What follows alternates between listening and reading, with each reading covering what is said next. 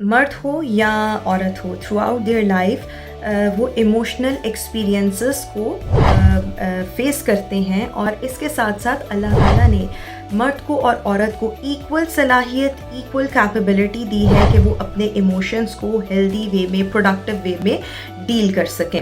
Assalamu alaikum, मैं हूं Rukma Irfan Malik and welcome to another vlog. Today in this video I will be talking about the emotional health. There are three things that I'm going to discuss in this video. Number one, that why women are considered to be more emotionally vulnerable and weak. Number two, what are the reasons behind being emotionally weak? And last but not the least, there are few people in our society, in our surroundings, who think that if they discuss their emotional health or psychological condition with somebody, people will think that they are weak. So इन तीनों चीज़ों को आज के इस video में मैं discuss करूँगी. Let's start one by one. सो जब हम इमोशनल वल्नरेबिलिटी और स्ट्रेंथ की बात करते हैं, so these are all human traits, और इसका जेंडर से, मर्द या ख़ातून होने से कोई भी ताल्लुक़ नहीं है.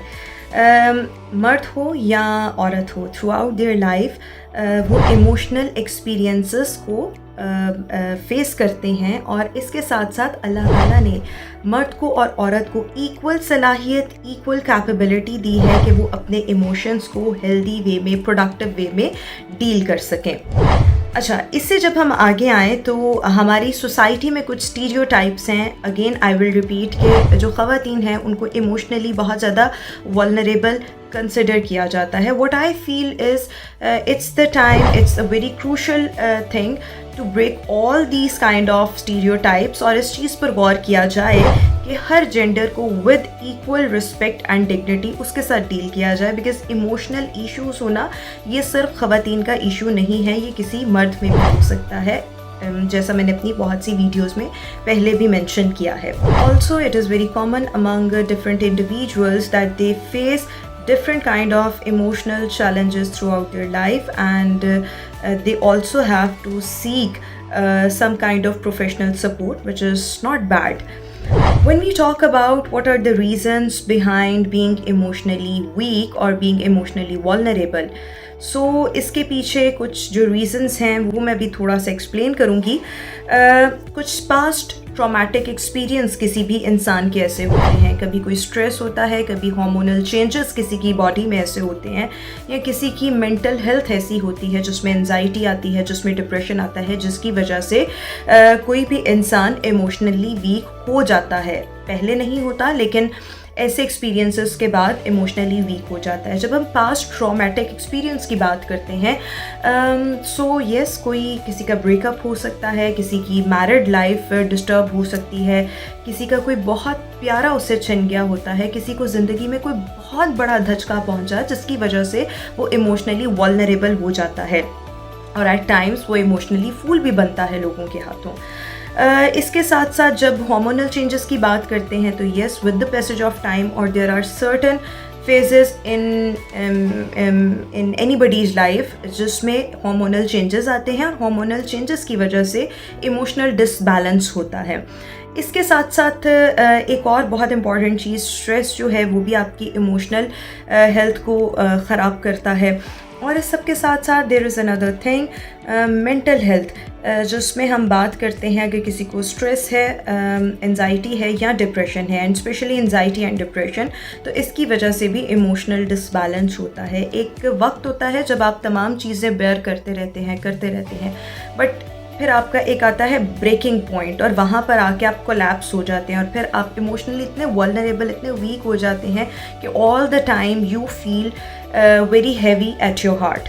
ऐसी किसी भी सिचुएशन में एक लाइसेंस्ड मेंटल हेल्थ प्रोफेशनल से हेल्प लेना बहुत ज़्यादा ज़रूरी है. अपने इश्यूज़ को डिस्कस करना is very much important, because कोई भी हेल्थ केयर प्रोफेशनल होगा, मेंटल हेल्थ एक्सपर्ट होगा, जो आपको सुनेगा, सो उसके अकॉर्डिंग आपको वो गाइड करेगा, सपोर्ट फराहम करेगा, और आपको वेज़ बताएगा डिफरेंट थेरेपीज़ के थ्रू, या इसके और भी डिफरेंट प्रोसीजर्स होते हैं कि आपने अपने इमोशनल ट्रॉमा से किस तरह डील करना है.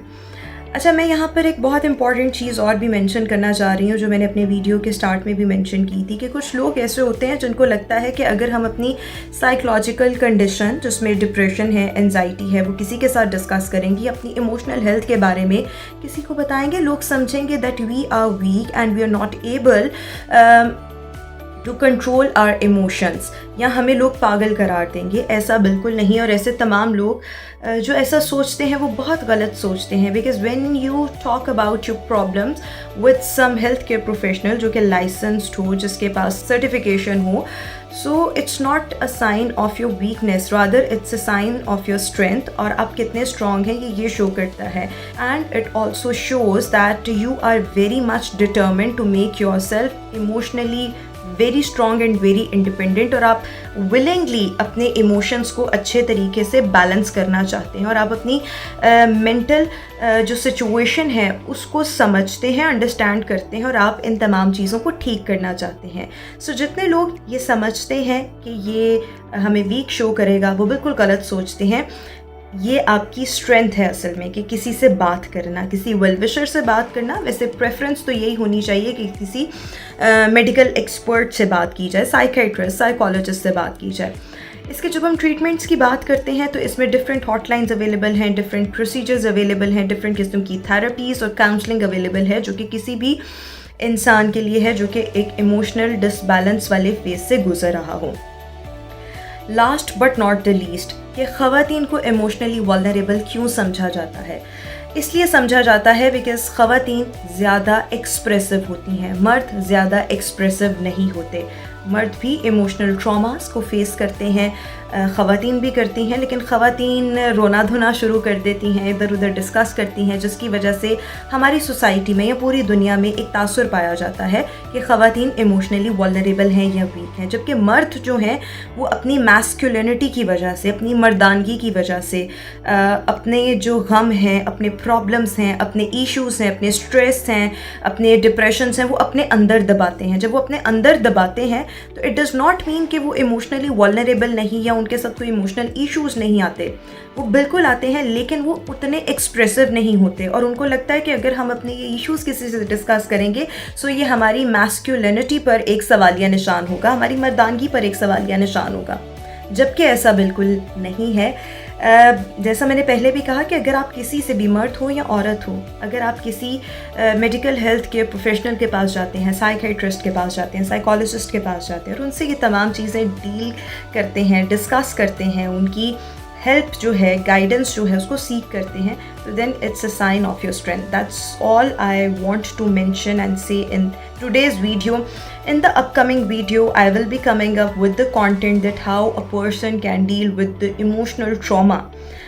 اس پر ہم بات کریں گے انشاءاللہ. Stay tuned and give me your feedback. ضرور بتائیے گا کہ یہ آپ کو ویڈیو کیسی لگی. انشاءاللہ پھر ملاقات ہوگی. Take care, bye bye.